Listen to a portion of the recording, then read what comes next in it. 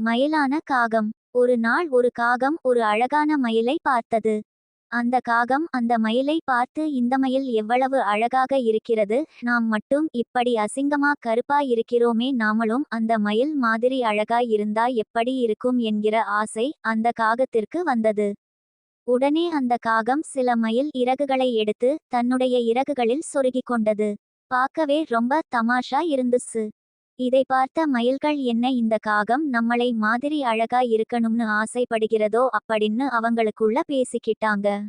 மற்ற காகங்களும் இந்த காகத்தை பார்த்து கிண்டல் பண்ணி இந்த காகத்தை ஒரு பொருட்டாகவே மதிக்கவில்லை. அப்புறம்தான் அந்த காகம் தன்னோட தவறை உணர்ந்தது. அந்த காகம் தன்னோட நண்பர்கிட்ட போய், நான் என் தவறை உணர்ந்து விட்டேன், என்னையும் உங்க நண்பரா மறுபடியும் ஏற்றுக்கொள்ளுங்கள் அப்படின்னு சொல்லுச்சு.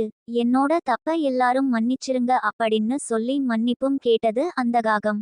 நான் மறுபடியும் என்னோட பழைய தோற்றத்துடனேயே வாழ விரும்புகிறேன் அப்படின்னு சொல்லி சந்தோஷப்பட்டது. கருத்து: வஞ்ச புகழ்ச்சி வெல்லாது. Vape links.